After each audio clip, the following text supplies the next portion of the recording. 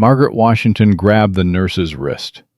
75 years old, hands shaking, but her grip was iron. "My son is still alive." Diane Foster's face went white, then red. "Let go." "I heard him. Last night. Downstairs. He was calling." Diane ripped her arm away, grabbed the syringe off the tray.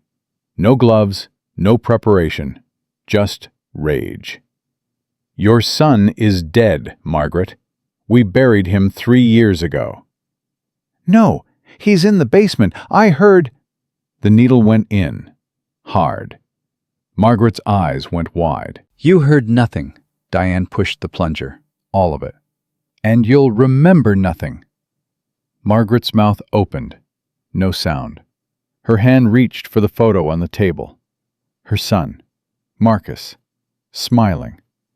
Her fingers went limp 2 inches away. Diane walked out. Behind her, Margaret's lips still moved. One word, over and over. Alive. Before we go further, if you believe the truth always comes out, if you believe family is worth fighting for, hit that subscribe button right now. Stay until the end, because what happens next will shock you. And comment with your city so I can see how far this story reaches. You won't regret it. Now let's begin. Jonathan Pierce stood at his wife's grave. 3 years she'd been gone. 3 years he'd been empty. "I'm sorry I don't come more." The words felt stupid. Elena was dead. She couldn't hear him. It's all I have left." He set down the roses, started to leave. That's when he heard it. Crying. Not soft crying. The kind that ripped out of someone's chest. He turned. An old black woman hunched beside a grave 50 feet away. Thin cardigan. Gray hair falling out of a headscarf. Body shaking. Jonathan looked around. Cemetery was empty. He should leave. Had a meeting at 11. But something about that sound. His feet moved. As he got closer, he heard her words. "Baby, I know you're there. Mama's here. Mama knows." "Ma'am?" She looked up. Eyes clouded, but sharp when they found him.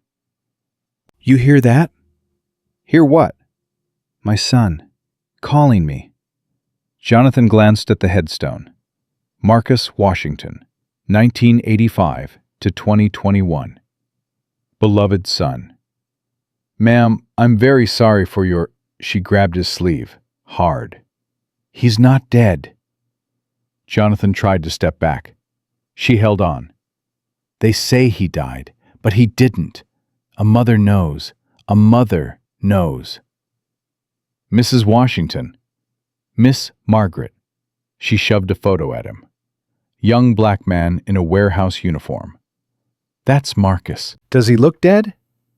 Jonathan stared at the photo, then the grave. When did they say he passed?" "September 2021. 3 years ago." Her voice cracked. "But I hear him at night. Through the walls. At the nursing home. He calls my name." Jonathan's meeting was in 40 minutes. He sat down beside her. "Tell me everything." Margaret pulled papers from her bag. Shaking hands. Death certificate. Nursing home bill. Funeral invoice. "Marcus worked at a warehouse. Good job." "Saving to buy us a house." Her voice softened. "Every Sunday he'd visit. We'd watch game shows. He made me laugh." "What happened?" "Forklift accident. Hit his head. Coma. Hospital moved him to Riverside Nursing Home. Said he needed special care." Jonathan took the death certificate. Something felt wrong. "I visited every day," Margaret continued. "Every single day. Then they said I was upsetting patients. Said I needed to call first." Then they gave me pills. Pills? To calm me down. Made me so tired, couldn't think. Her eyes met his. Then one day they said Marcus died. Natural causes. Said I was there. Said I said goodbye. But I don't remember. Those pills made me forget. You don't remember your son dying?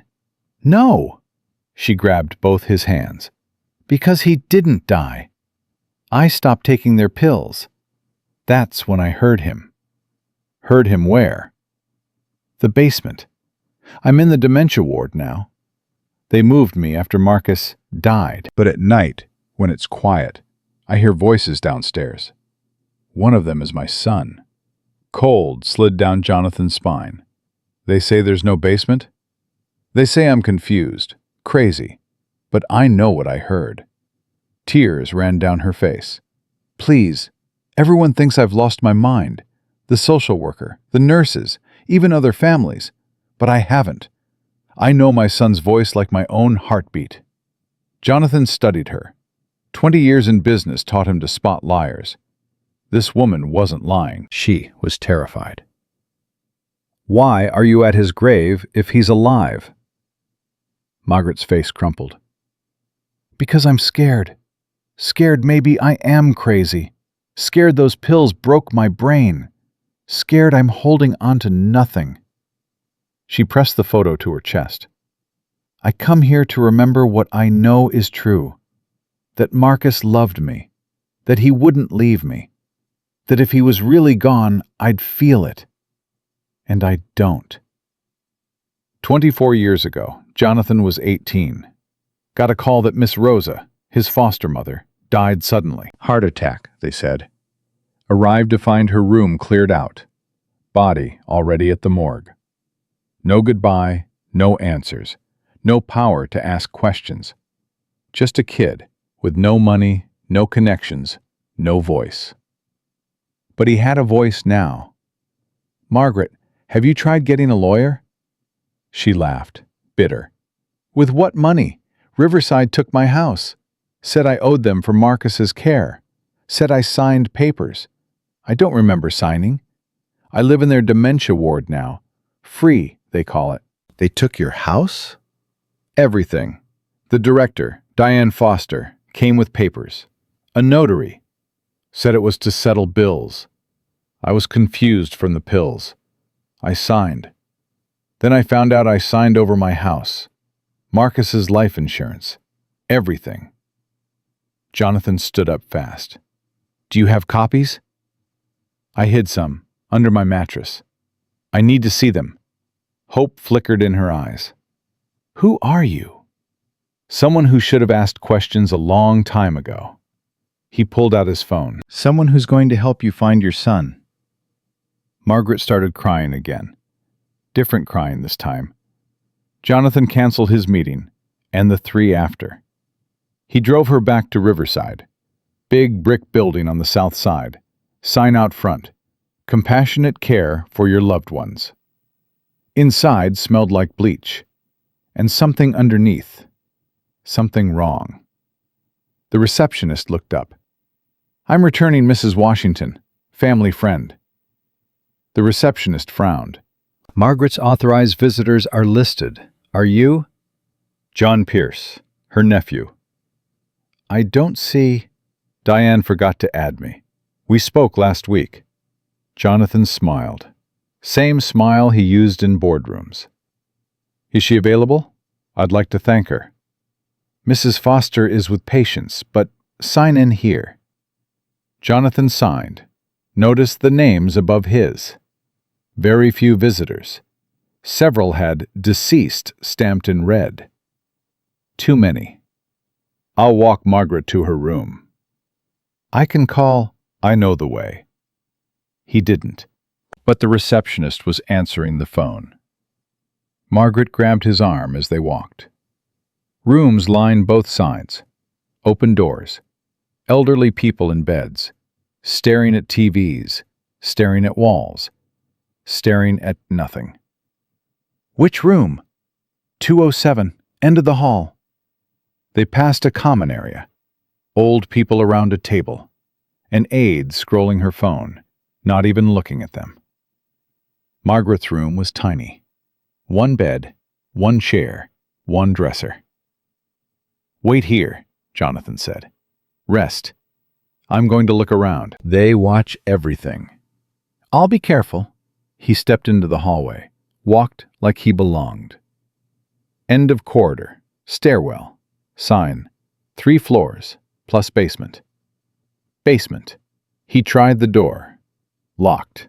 Card access. "Can I help you?" Jonathan turned. Woman in her late 30s. Blonde hair pulled back. White coat.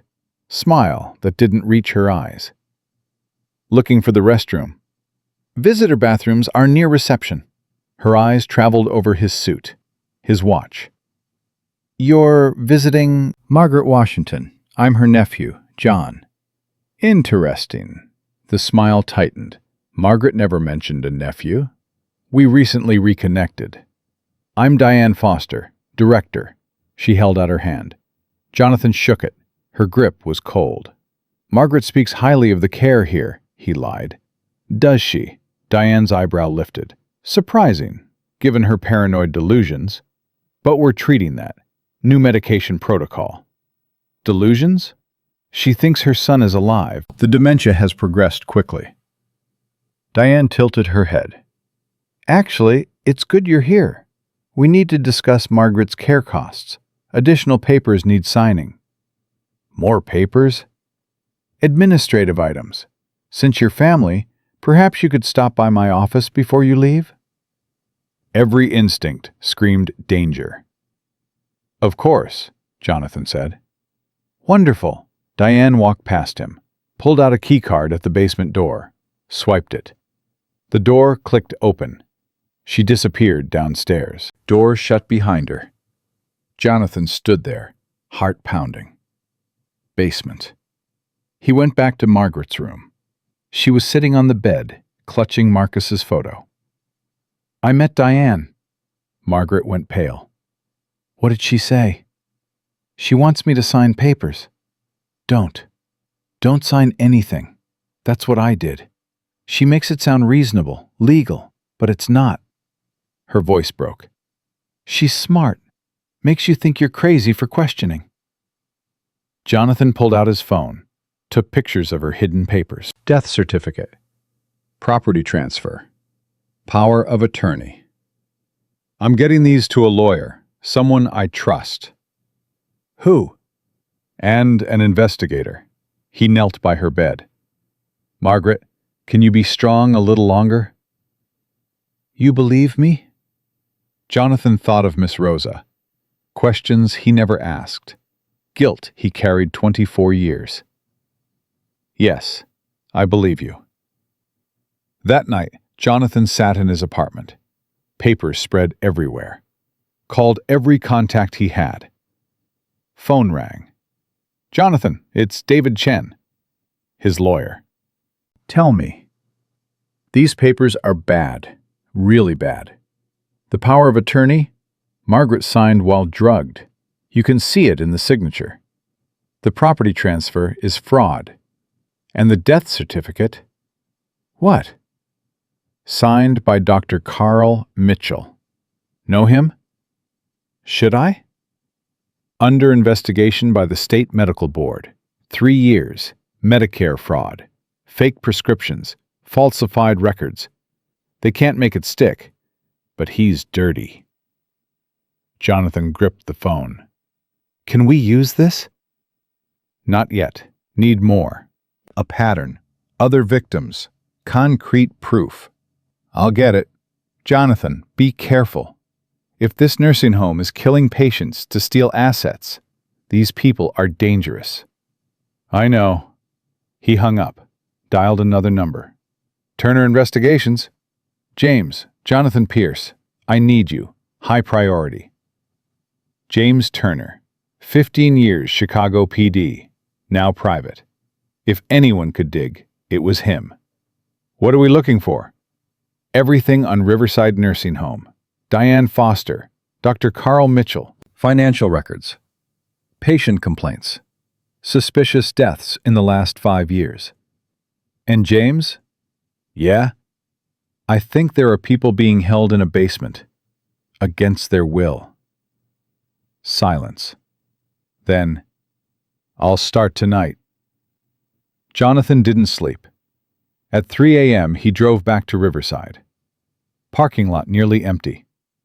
One guard in a booth, half asleep. He parked a block away. Walked the perimeter. South side. He found them. Small windows at ground level, hidden behind bushes.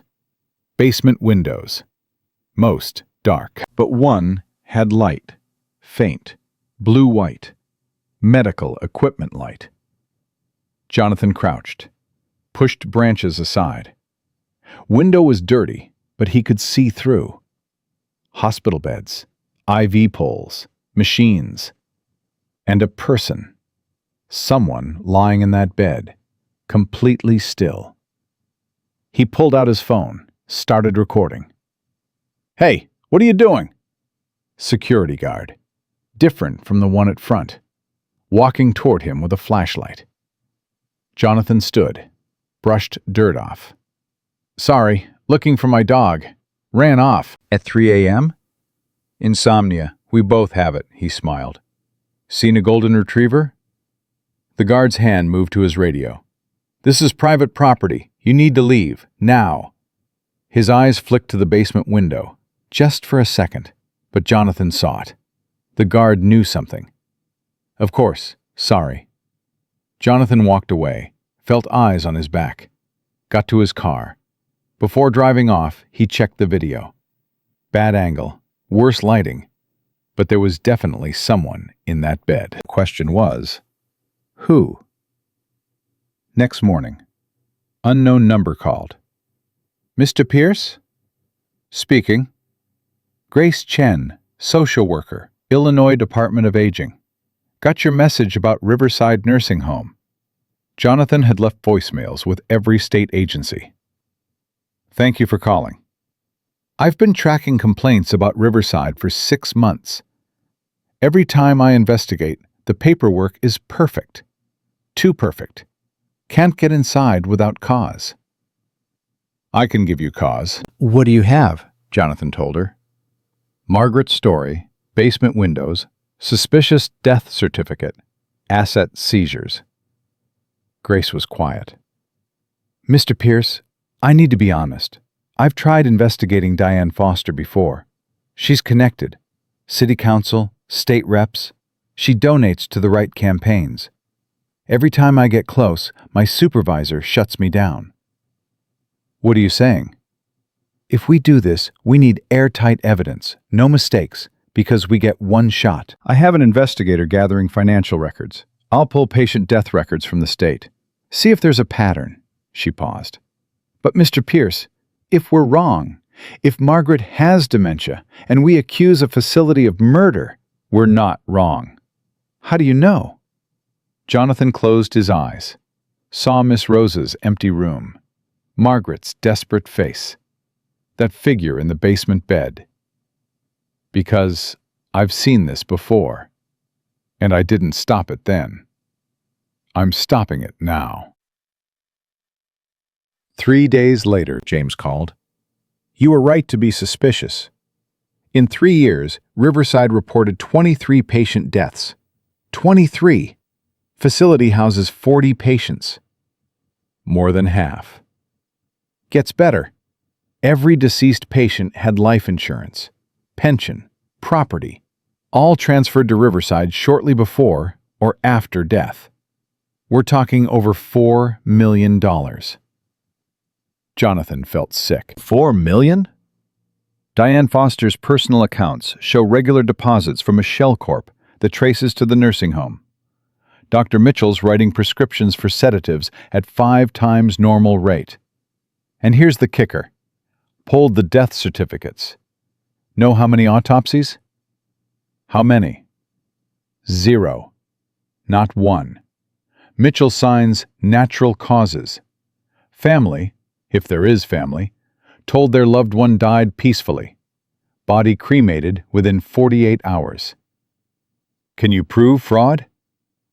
Not yet, but I'm close. Also, tracked current patients. Robert Chen, 70, former accountant. Admitted 6 months ago after stroke. Daughter hasn't been allowed to visit in 3 weeks. They keep saying he's agitated. Guess what? Robert Chen has a $600,000 life insurance policy. Jonathan's blood ran cold. They're in that basement. The patients who aren't really dead. Keeping them sedated, collecting benefits, waiting for them to die. If that's true, this is kidnapping, elder abuse, medical fraud, insurance fraud, federal. We need federal help. I have a contact, FBI, Chicago field office, but she needs evidence, real evidence. I'll get it. Jonathan hung up, called Margaret's room at Riverside. No answer. Called the main desk. Riverside Nursing Home. Margaret Washington, room 207. I'm sorry, Margaret isn't available. Why not?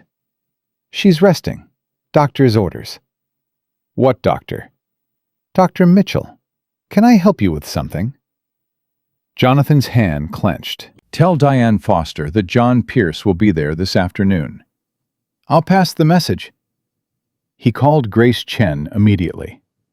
They're sedating her, Margaret, increasing medication to keep her quiet. Do you have proof? I'm going there now. Jonathan, don't. If you tip them off, I'm not losing her like I lost... He stopped. I'm not losing her. Then let me help. I'll meet you. 1 hour. Official capacity. Surprise inspection. They can't refuse state social worker. Jonathan breathed slowly. 1 hour. Grace arrived in a modest sedan. Business casual. State credentials. Clipboard. Ready? She asked. Yes. They walked in together. Receptionist looked up, recognized Jonathan. Mr. Pierce, Mrs. Foster is expecting... I'm here for a compliance check. Grace showed her ID. Random inspection. I need access to all resident files and a facility tour. Receptionist's eyes widened.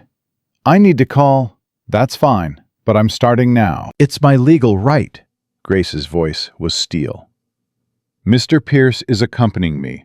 Concerned family member. Receptionist grabbed the phone, whispered urgently. 90 seconds later, Diane appeared, smile tight. Miss Chen, what a surprise. If you'd called, random inspections are random, Mrs. Foster. Grace pulled out a folder. I have questions about patient medication protocols and recent hospice transfers. Diane's eye twitched. My office? Actually, I'd like to start with patient rooms. Margaret Washington. Margaret is sleeping. Then we'll be quiet. Grace walked past without waiting. Jonathan followed. Margaret's room was empty. Bed made, belongings gone. Where is she? Jonathan demanded. Diane stood in the doorway, face neutral. Margaret was transferred this morning. Specialized memory care unit. For her safety. What unit? Where? That's confidential. HIPAA. HIPAA doesn't apply to state investigators. Grace's voice was sharp. Mrs. Foster, I need to see Margaret Washington immediately. I'm afraid that's not possible. She's under medical observation. No visitors. Doctor's orders. What doctor? Dr. Mitchell. The same Dr. Mitchell under investigation by the State Medical Board? Grace stepped closer. That Dr. Mitchell? Diane's mask slipped. Anger flashed. I don't appreciate the insinuation, Miss Chen. Doctor. Mitchell has been cleared. Now, if you'd like to continue through proper channels, with proper notice, I'm happy to accommodate. But I will not have you disrupting my facility based on unfounded accusations. Then you won't mind if I review patient death records from the past 3 years? Silence. Diane's jaw tightened. I'll need to consult our legal team. You have 24 hours. After that, I'm getting a court order. Grace turned to Jonathan. Let's go. Outside, Jonathan grabbed her arm. We can't leave her. We don't have a choice. Not yet. But we rattled her. See her face when I mentioned death records? She's going to hurt Margaret. Not if we move fast. Grace pulled out her phone. I'm calling the state attorney's office. You call your investigator. We need everything. Now. Jonathan's phone buzzed. Text from James. Check email. Urgent. He opened it. File labeled Riverside Basement Layout. Blueprint. Building plans. From 10 years ago. Renovation permit. There was a basement. Large. 6 rooms. Designed as a medical ward. A secret medical ward. Jonathan showed Grace. Her face went pale. Oh my God. We need to get in there, tonight. That's breaking and entering. I don't care. Grace looked at him. Really looked. This is personal for you. Jonathan thought of Miss Rosa. Questions never asked. 24 years of guilt. Yes, and I'm done walking away. Grace was quiet, then pulled out her phone again. I have a friend, Chicago PD, Detective Robert Williams. Been trying to build a case against elder care fraud for 2 years.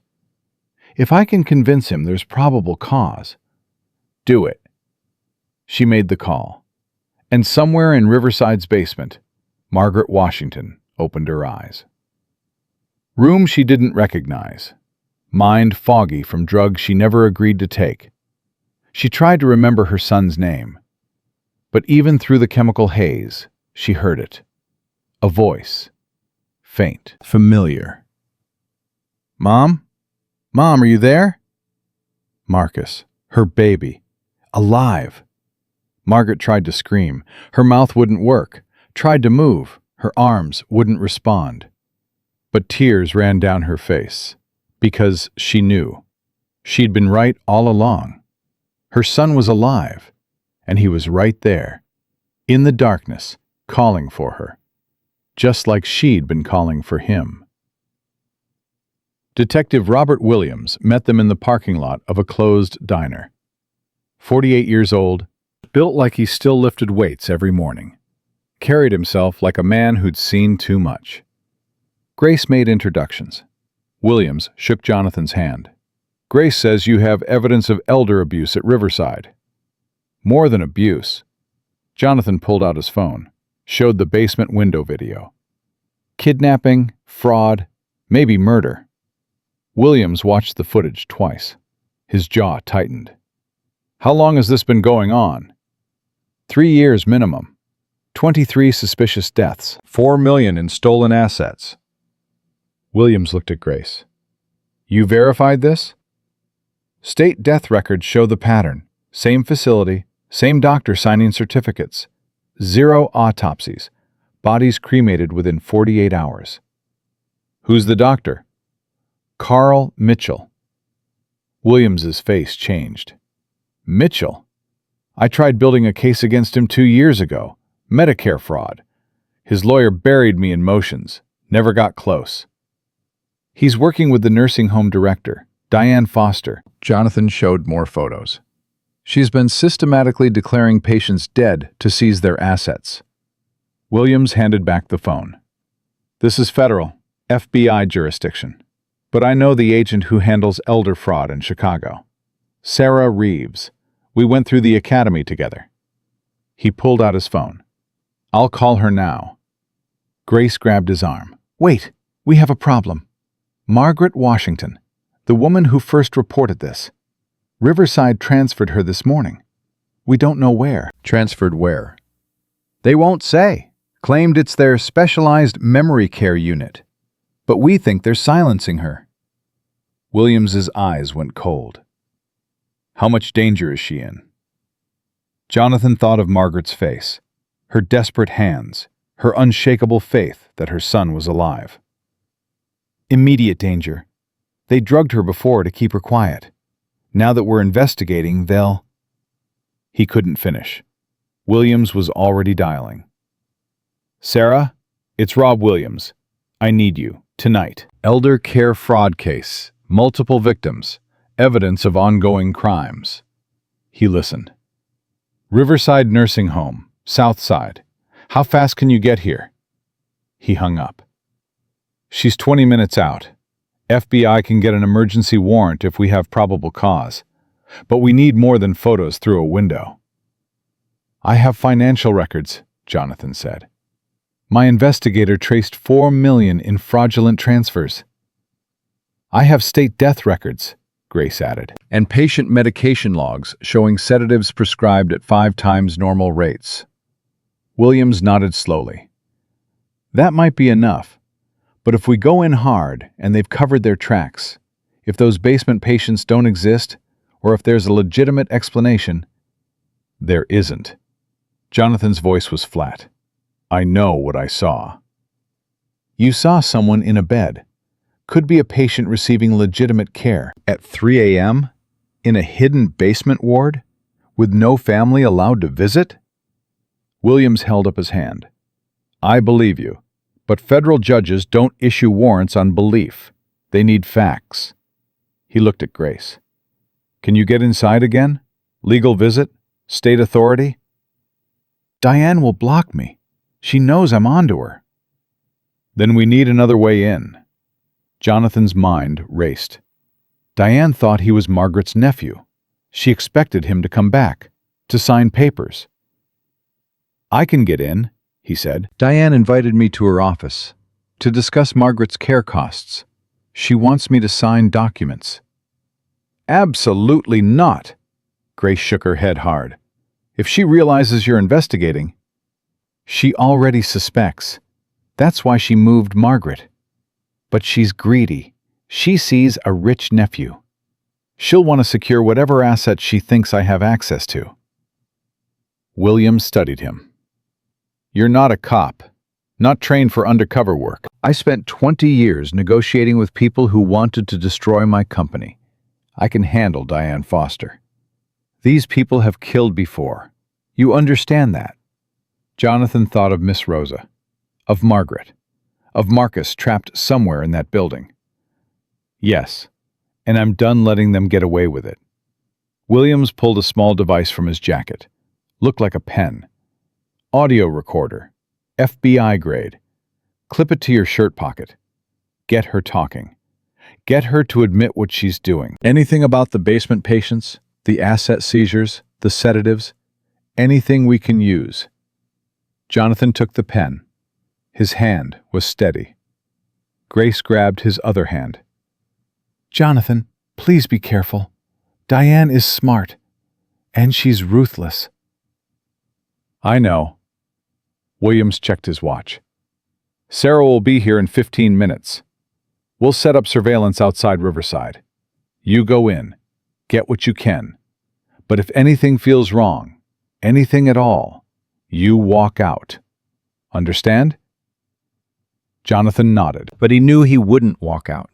Not without Margaret. Not without knowing the truth about Marcus.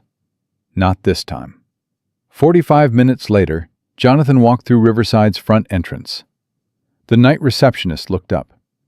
We're closed to visitors after 8. I have an appointment with Diane Foster. She's expecting me. The receptionist checked her computer. Frowned. I don't see... Call her.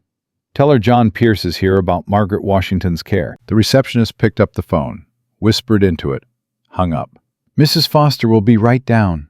Jonathan stood in the lobby. The audio recorder was a small weight against his chest. Outside, in an unmarked car, Williams and FBI agent Sarah Reeves were listening to every word. Diane appeared from a side hallway, changed from her white coat into a navy blazer, hair perfectly styled even at this hour, smile in place. Mr. Pierce, I wasn't expecting you this late. I've been thinking about our conversation, about Margaret's care, the additional papers you mentioned. Diane's eyes flickered, calculating.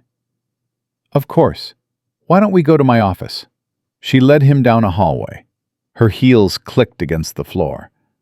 Jonathan noticed the cameras in the corners, the card readers on every door. This place was locked down tight. Diane's office was on the second floor. Large desk, leather chairs, diplomas on the wall. Photos of Diane with various city officials. Proof of her connections. She gestured to a chair. Jonathan sat. "Can I offer you coffee? Water?" "No, thank you." Diane sat across from him, folded her hands on the desk. "Mr. Pierce, I'll be honest. Margaret's condition has deteriorated significantly in the past 24 hours. The dementia is progressing faster than we anticipated." "Where is she?" "In our specialized care unit. We had to sedate her for her own safety." She became quite agitated. "I'd like to see her." "I'm afraid that's not possible tonight. Doctor's orders. But perhaps tomorrow." "What doctor?" "Dr. Mitchell. He's our senior physician." Jonathan leaned forward slightly. "The same Dr. Mitchell who signed her son's death certificate?" Diane's smile tightened. "Dr. Mitchell has been Marcus's physician since he was admitted. It's quite standard for the attending physician to handle all documentation." "Including false death certificates?" Silence. Diane's smile disappeared completely. "Mr. Pierce, I'm not sure what you're implying." "I'm implying that Marcus Washington isn't dead. That you declared him deceased to seize his assets. And that you've done the same thing to at least 22 other patients." Diane stood up. "I think you should leave." "Not until I see Margaret. And Marcus." "There is no Marcus. He died 3 years ago. If Margaret has been telling you otherwise, it's further proof of her deteriorating mental state." Jonathan stood too. They faced each other across the desk. "Then you won't mind if I file a police report? Request an investigation? Maybe have them check your basement?" Diane's eye twitched. Just once. But Jonathan saw it. "We don't have a basement, Mr. Pierce." "That's strange, because the city building permit from 10 years ago shows a basement level. 6 rooms. Designed as a medical ward." Diane's face went pale, then flushed red. "Get out!" "Or what? You'll have me sedated too? Add me to your collection downstairs?" "Security!" Diane's voice was shrill. She grabbed her phone. Jonathan held up his hands. "I'm leaving, but I'm coming back. With the police. With federal investigators. With every news crew in Chicago. And we're going to find those patients you've been hiding." He walked to the door, turned back. "One more thing. Margaret was right. A mother knows, and you should have believed her." He left before security arrived. In the parking lot, he got into Williams's car, ripped the recorder pen off his shirt. "Did you get it?" Williams was grinning. "Every word. We don't have a basement while standing in a building with a basement. Her reaction when you mentioned the building permit. That's consciousness of guilt." Sarah Reeves was typing rapidly on a laptop in the back seat, FBI badge clipped to her belt. "I'm writing the warrant application now. Judge Morrison owes me a favor. I can have this signed within 2 hours." 2 hours? Jonathan's chest tightened. "We don't have 2 hours. Diane knows we're coming. She'll destroy evidence, maybe hurt the patients. I can't raid a facility without a warrant, not legally." Williams put a hand on Jonathan's shoulder. "We're going to do this right, by the book. So when we arrest these people, they stay arrested." Jonathan wanted to scream. Every minute they waited was another minute Margaret was drugged, another minute Marcus spent trapped. His phone buzzed. Text from James Turner. "Found something. Call me now." Jonathan dialed. James picked up on the first ring. "I'm at the county records office. Been digging through old permits and inspection reports." "What did you find?" "Riverside Nursing Home failed a surprise state inspection 4 years ago. Overcrowding, unsanitary conditions. They were going to lose their license." So someone intervened. The inspection report was buried. Facility stayed open. Guess who was on the state licensing board at the time? Who? Councilman Richard DeMarco. Same guy who's running for state senate. Same guy who received a $50,000 campaign donation from a shell corporation owned by Diane Foster 3 weeks after that inspection. Jonathan felt ice in his stomach. She's paying off politicians. Gets better. Doctor. Mitchell? He's DeMarco's personal physician, has been for 6 years. I'm betting DeMarco gets kickbacks from every fraudulent death certificate Mitchell signs. Sarah Reeves leaned forward from the back seat. Send me everything you have. If we can prove political corruption alongside the elder abuse, this becomes a RICO case. Organized crime. That gives us more leverage with the judge. Jonathan heard papers rustling on James's end. Sending it now. But there's something else. The shell corporation Diane uses? It's been making regular payments to someone else. Someone named Frank Doyle. Who's that? Muscle. Enforcer. Works out of Charles Whitaker's gambling operation.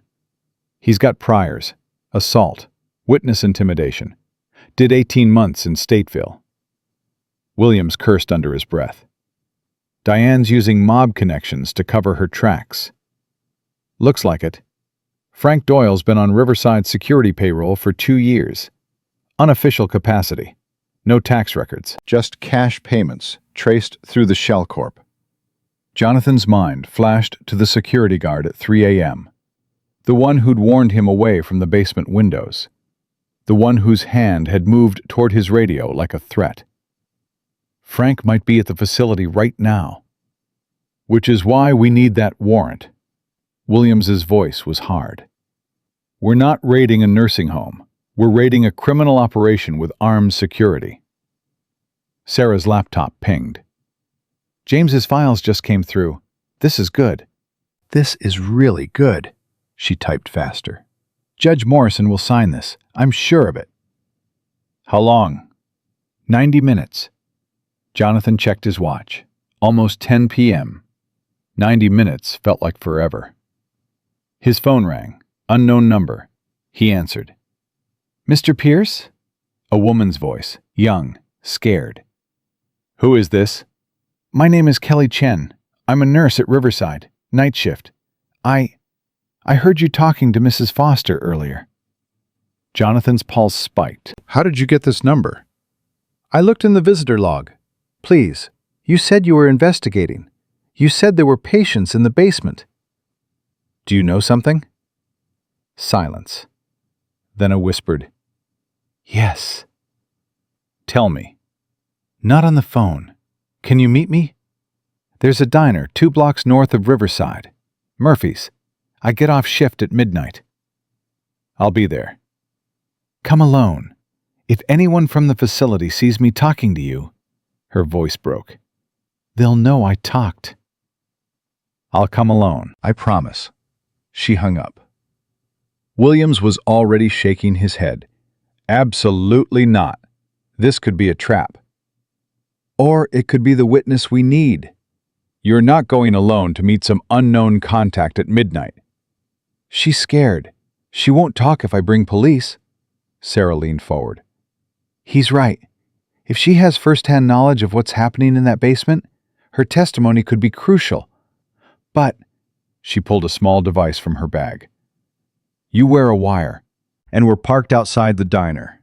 Anything goes wrong, we come in. Williams didn't like it. Jonathan could see it in his face, but he nodded. At 11:45 p.m., Jonathan walked into Murphy's diner. Half empty. Tired waitress behind the counter. Couple of truckers in a corner booth. And a young Asian woman sitting alone by the window. Mid-20s. Nurse's scrubs under a jacket. Hands wrapped around a coffee cup like she was trying to warm herself. Jonathan slid into the booth across from her. Kelly? She nodded. Wouldn't meet his eyes. Thank you for coming. What do you know about the basement? Kelly glanced around, made sure no one was listening. I've only worked at Riverside for 3 months. Night shift. They pay well, better than the hospital. She swallowed hard. At first, everything seemed normal, but then I noticed things. What things? Patients who were supposed to be dead. I saw their names in the deceased file, but their rooms were still occupied. Different patients in the same beds, same room numbers, like they just recycled the identities. Jonathan's hands clenched under the table. Did you ask about it? Once. I asked another nurse why Robert Chen's room still had a patient if Robert died last month. She told me I was confused, said I must have misread the chart. But I know what I saw. What else? Kelly's hands shook. Medications. Dr. Mitchell orders massive amounts of sedatives, propofol, midazolam, drugs used for induced comas, way more than we should need for a 40-bed facility. Where do those medications go? I don't know. They're signed out but never documented in patient charts. I thought maybe there was drug theft, staff stealing and selling. But then... She stopped. Then what? 2 weeks ago, I had to get supplies from the basement storage room. Diane gave me a key card, said to be quick, in and out. Kelly's voice dropped to barely a whisper. I got lost, took a wrong turn, ended up in a hallway that wasn't on any map I'd seen. Jonathan leaned forward. What was there? Doors, 6 of them, all locked, all with small windows. I looked through one. Tears started running down her face. There was a man in a hospital bed, hooked up to machines, IVS, monitors, completely unconscious. I thought maybe it was overflow, extra patient rooms. But then I looked through the next window. And? An old woman, same setup. And the next room. And the next. 6 patients, all sedated, all hidden. Jonathan's chest felt like it was being crushed. Did you recognize any of them? 1. Robert Chen, the man whose room was supposedly recycled. He wasn't dead. He was down there. Kelly wiped her eyes. I ran, got my supplies and ran. That night Diane called me into her office, said I'd made a wrong turn, that those rooms were for hospice patients, end-of-life care, very sensitive. Families wanted privacy. Did you believe her? No, because hospice patients have families visiting. These people had no one. And why lock the doors? Why hide them in a basement? Kelly looked up at him finally. I wanted to report it, but Diane made it clear. If I spoke to anyone, I'd lose my job, my nursing license. She said I'd signed confidentiality agreements, that I'd go to jail for HIPAA violations. She threatened you. Yes, and I believed her. I have student loans. My parents depend on my income. I couldn't... She sobbed once. I'm a coward. No, you're here now. That takes courage. Is it true, what you said to Diane? That she's been declaring patients dead to steal their money? Yes. How many? At least 23 in the past 3 years. Kelly put her head in her hands. Oh, God. Oh, God. I've been working there for 3 months. How many died while I... This isn't your fault. Diane is the criminal. Dr. Mitchell, not you. But I knew something was wrong and I didn't... You're doing it now. Jonathan pulled out a business card, wrote Sarah Reeves' number on the back. This is an FBI agent. She's investigating Riverside. Will you talk to her? Tell her what you told me? Kelly took the card. Her hand shook so hard she almost dropped it. Will I be arrested? No, you're a witness, not a criminal. Will I lose my license? Not if you cooperate. The FBI protects whistleblowers. Kelly stared at the card, then nodded. Okay. I'll talk to her. Jonathan stood. Thank you, Kelly. You might have just saved lives. He walked out of the diner, got back in Williams's car. Did you hear? Sarah was already on her phone. Every word. I'm calling Judge Morrison now. An eyewitness to 6 patients being held in a basement? That's probable cause. We're getting that warrant. 40 minutes later, Sarah's phone rang. She listened, smiled. Warrant signed. We move in 1 hour, 4 a.m. Hit them before shift change. Williams started the car. I'm calling for backup. CPD, SWAT, paramedics. This is going to be big. Jonathan's phone buzzed again. James. Got one more thing. You need to see this. What? Check your email. Just sent you a file. Photo from the county clerk's office. Jonathan opened his email, downloaded the attachment. It was a marriage certificate from 15 years ago. Diane Foster and Carl Mitchell. They weren't just working together. They were married. Jonathan showed Williams the marriage certificate on his phone. They're married. Diane and Carl Mitchell, husband and wife. Williams cursed. This isn't just fraud. It's conspiracy. Organized crime. They've been doing this together for years. Sarah looked up from her laptop. That changes everything. Joint bank accounts, shared assets. When we arrest them, we can seize everything. If we can arrest them. Jonathan checked his watch. 12:47 a.m. 3 hours until the raid. What if they run? They won't. Williams started the car. They think they're untouchable.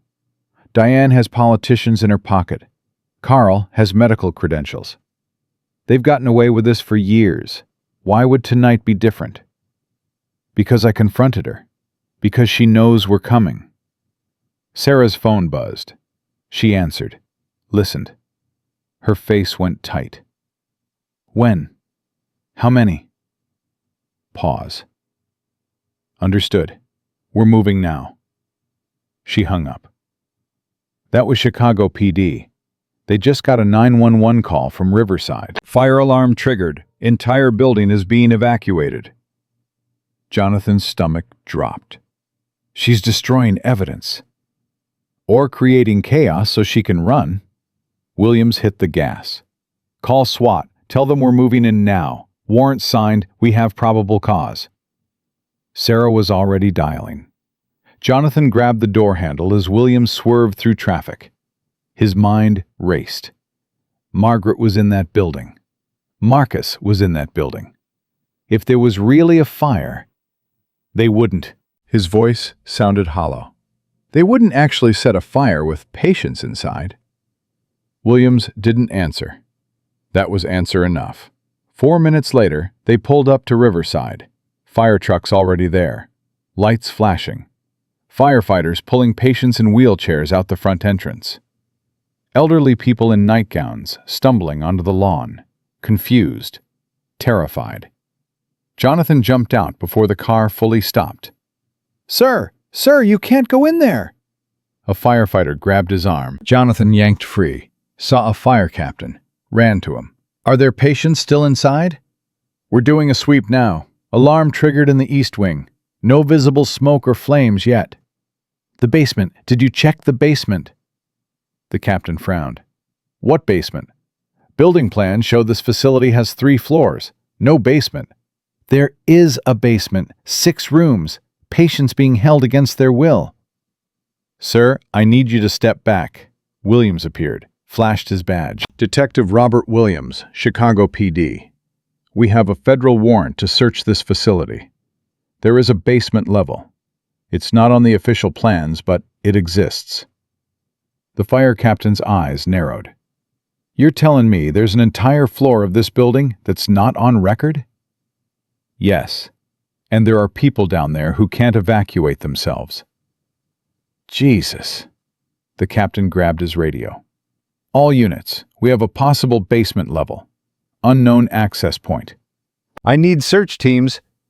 An explosion rocked the east wing. Glass shattered. Smoke poured from a second-floor window. Not a drill. Real fire. The captain started yelling orders. Firefighters rushed toward the building.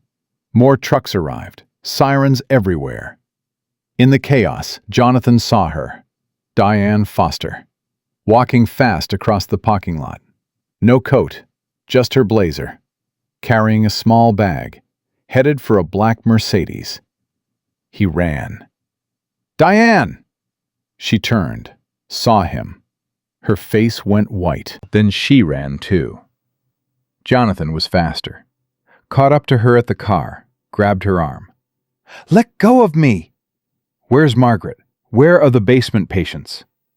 "I don't know what you're talking about." Diane yanked her arm. Couldn't break free. "You're assaulting me! Help! Someone help!" Williams appeared, put a hand on Jonathan's shoulder. "Let her go. We've got this." Jonathan released her. Step back. Williams showed his badge. "Diane Foster, you're under arrest for elder abuse, fraud, and conspiracy to commit murder." "This is insane! I'm the director of this facility. There are patients who need me." "Then tell us where they are." Williams's voice was ice. "Tell us how to access the basement." "There is no—" Sarah arrived with 2 FBI agents. "Diane Foster?" Diane's eyes darted between them, calculating, looking for an escape. "I want my lawyer. You can call them from jail." Sarah nodded to the agents. They pulled Diane's arms behind her back. Handcuffs clicked. "You're making a mistake," Diane said, but her voice shook. "I have friends, important friends. You'll regret this." "The only regret I have," Sarah said quietly, "is that it took this long to catch you." They led Diane to a waiting FBI vehicle. Jonathan turned back to the building. Smoke was thicker now. Real fire. Spreading. "We need to find that basement. Now." Williams grabbed a firefighter. "We need building schematics. Original construction plans. Not the official ones on file. The real ones." "Where would those be?" "City Records Office. But it's closed." "Then we break in." Jonathan was already moving. "I'm not leaving people to burn." A voice called out, "Wait, I can help." Kelly Chen ran toward them, still in her scrubs. Must have stayed after their meeting at the diner. "The basement access. It's not in the main building." "Where?" "There's a maintenance shed, back of the property. It has stairs going down. That's how they move supplies without being seen." Williams grabbed his radio.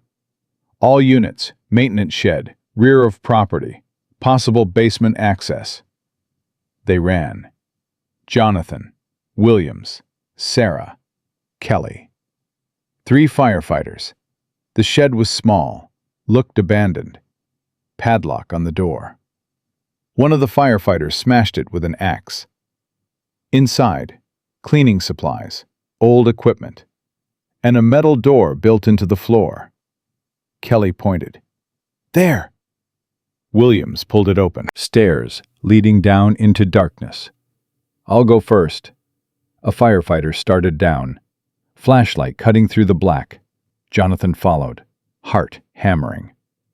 The stairs went down 20 feet, ended in a hallway. Concrete floor, cinder block walls. 6 doors. Just like Kelly described. The first door had a small window. Jonathan looked through. Hospital bed, machines, IV stands. An old man, unconscious, breathing tube, monitors beeping softly. "Oh my God!" Kelly's voice broke. "That's Robert Chen. He's still alive." Williams tried the door. Locked. "Break it down." The firefighter used his axe. 3 hits. Door splintered. They rushed in. Robert Chen didn't move. Didn't respond. Sedated so deeply, he was barely there. "We need paramedics down here," Williams yelled into his radio. The firefighter checked Chen's vitals. "He's stable, but unconscious. Need to get him out before the fire spreads. Sarah was already at the second door. Another patient, female, Elderly, same condition. They went door to door. 6 rooms, 6 patients, all alive, all sedated, all abandoned. But no Margaret, no Marcus. Jonathan's chest tightened. Where are they? Kelly, you said 6 patients. Are there more rooms? I only saw 6 doors. Margaret and Marcus aren't here. Williams put a hand on his shoulder. Jonathan, we found 6 people. That's 6 lives saved. We'll find Margaret and Marcus. What if they're still in the main building? What if the fire... An explosion. Louder this time. The lights flickered. We need to evacuate, now. The fire captain's voice crackled over the radio. Building's unstable. East wing is fully engulfed. Firefighters rushed in with stretchers, started moving the basement patients. Jonathan stood in the hallway, mind spinning. Margaret wasn't here. Marcus wasn't here. Where were they? Kelly grabbed his arm. Wait, there's a 7th door. What? I just remembered. At the end of the hall, past the storage room. I thought it was a utility closet, but what if... Jonathan ran. End of the hallway, behind stacked boxes. Another door. He tried the handle. Locked. Williams appeared with the axe. 3 hits. Door crashed open. Smaller room. 2 beds instead of 1. Margaret Washington. Unconscious. IV in her arm. And beside her, a man. Mid-30s. Black. Thin from years of muscle waste. Breathing tube. Monitors. Marcus Washington. Still alive. Jonathan's knees almost gave out. He grabbed the door frame to steady himself. I found them. They're here. They're alive. Paramedics rushed in, started working, checking vitals, preparing to transport. One of them looked at Marcus's chart. How long has he been in an induced coma? 3 years, Jonathan said. His voice sounded far away. They declared him dead 3 years ago. The paramedic's face went pale.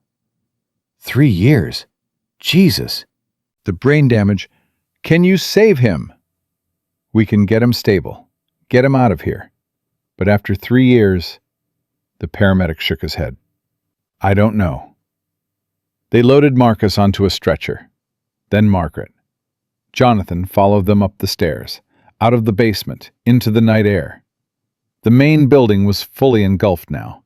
Flames shooting from windows, smoke black against the sky. Ambulances everywhere. Patients being loaded.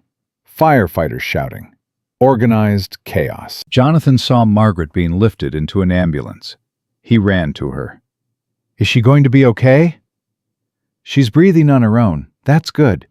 But we need to get her to a hospital. Let the drugs wear off. Which hospital? Northwestern. We're taking all the critical patients there.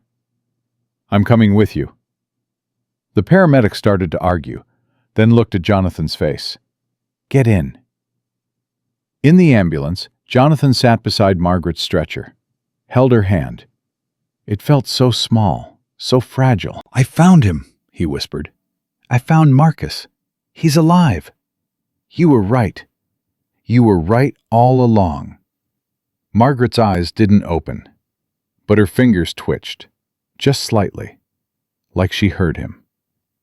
The ambulance ride took 12 minutes. Every second felt like an hour.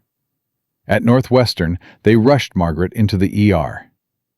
Jonathan tried to follow, but a nurse stopped him. Are you family? He hesitated. I'm her son. The nurse's eyes softened. Wait in the family area. We'll update you as soon as we can. Jonathan sat in the waiting room, alone, watching the clock. 1:47 a.m. His phone rang. Williams. We arrested Dr. Mitchell. Found him trying to leave through the back exit. Had a suitcase full of cash and patient records. Did he say anything? Lawyered up immediately, but we don't need his confession. We have Kelly's testimony, the basement patients, financial records. It's over. What about the fire? Arson. Diane triggered it remotely. We found the device in her car. She tried to destroy the evidence and kill the witnesses in one move. Jonathan's hands clenched. She tried to murder them. Attempted murder, arson, elder abuse, fraud, conspiracy. She's looking at life in prison. So is Mitchell. Good. Williams paused. How's Margaret? I don't know yet. They're working on her. And Marcus? Alive, but they don't know if he'll wake up. 3 years in a coma. Jonathan's voice broke. Hey, you saved his life. You saved all of them. Whatever happens now, you did that.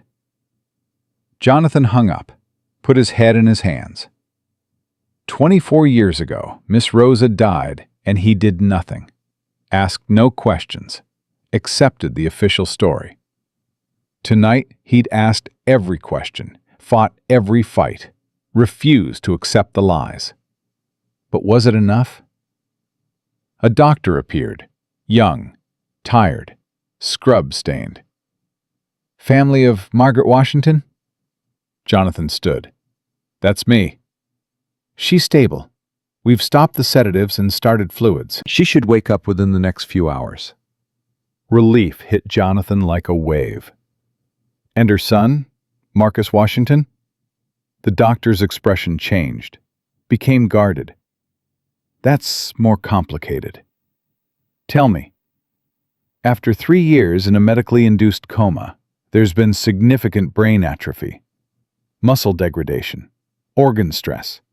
We're running tests, but the doctor paused. The prognosis isn't good. Will he wake up? We don't know. But he could? It's possible. But even if he does, the neurological damage... I understand. Jonathan's voice was firm. Do everything you can. Everything. Money isn't an issue. The doctor nodded. We will. She left.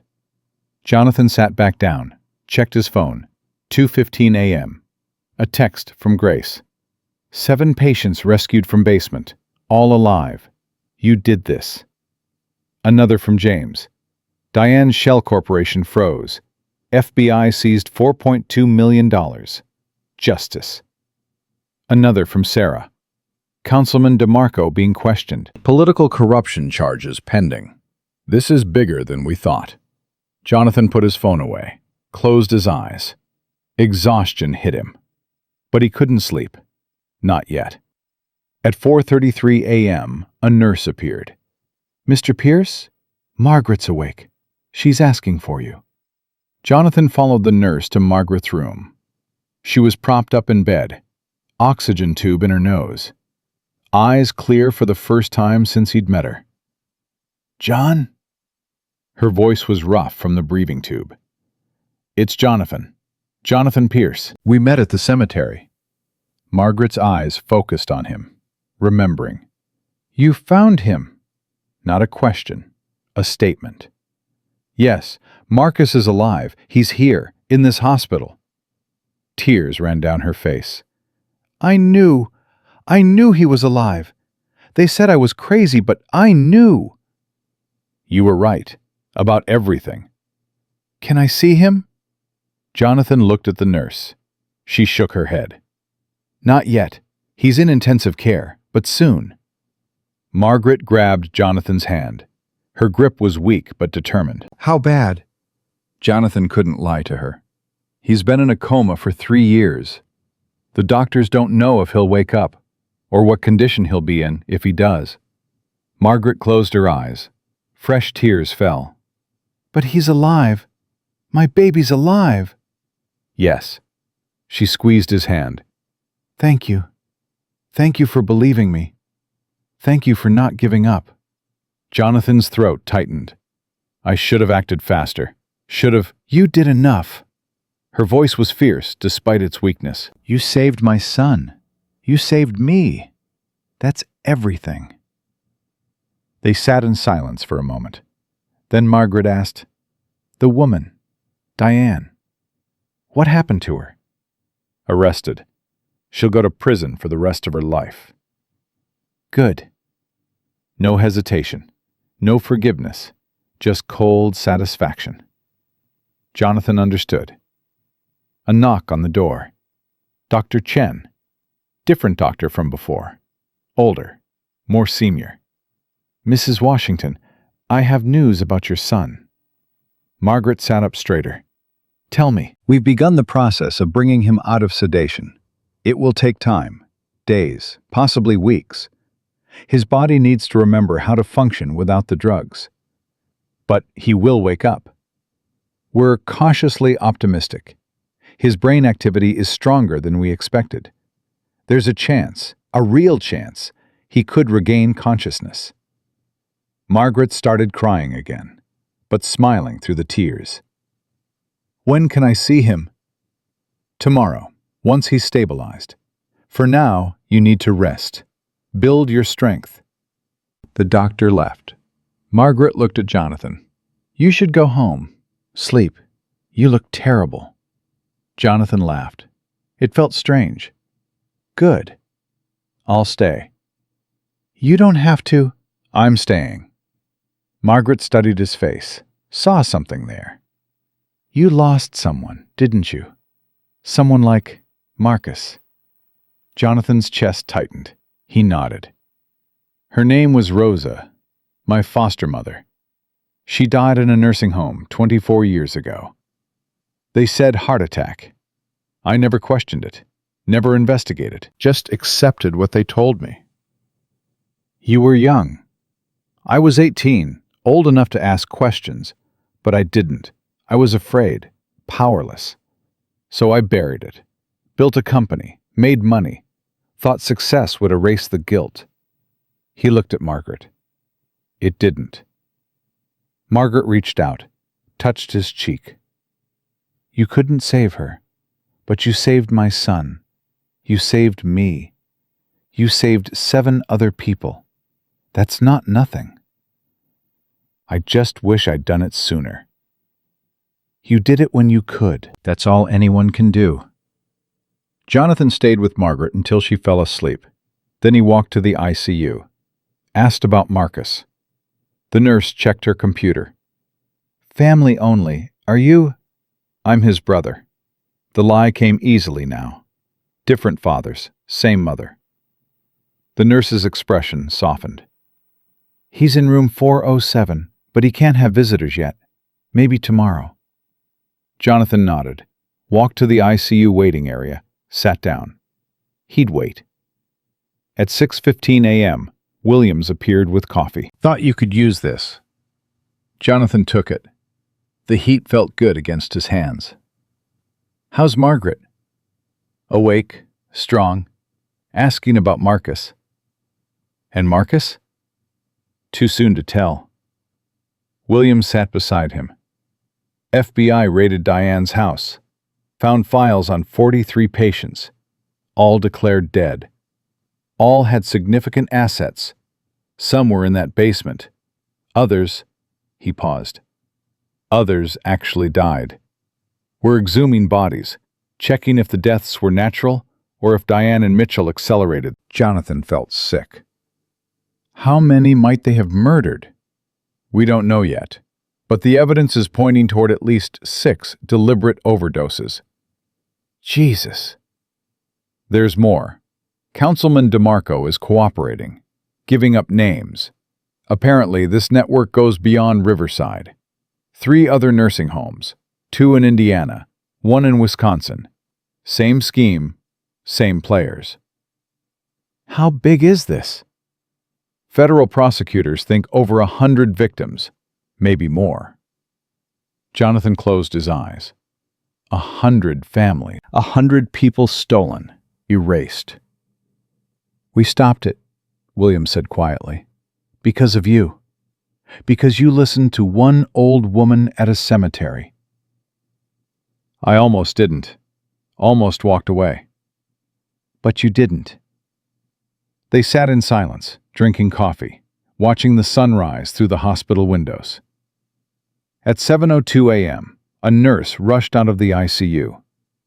"Is there family here for Marcus Washington?" Jonathan stood. "I'm his brother." "He's waking up. He's asking for his mother." Jonathan's heart stopped, then started again, faster. "He's awake?" "Yes, it's early. He's confused, weak, but he's conscious." "Can I see him?" The nurse hesitated. "Let me check with the doctor." She disappeared. Jonathan stood there, shaking. Marcus was awake. After 3 years. After everyone said impossible. He was awake. The nurse returned. 5 minutes. Don't overwhelm him." Jonathan walked into room 407. Marcus lay in bed, eyes open but unfocused. Breathing tube removed. Oxygen through a nasal cannula. He turned his head slightly when Jonathan entered. "Mom?" His voice was barely there, damaged from years of disuse. "She's here, in this hospital. She's safe." Marcus's eyes filled with tears. "She's alive?" "Yes, because of you. Because she never stopped believing you were alive." "How long?" Marcus's words were slurred, hard to understand. "How long was I?" 3 years. Marcus's face crumpled. 3 years? "Yes." "I remember—" He stopped, tried again. "I remember voices. My mom. Crying. Calling my name. I tried to answer. Couldn't move. Couldn't speak. Just darkness." Jonathan's throat closed.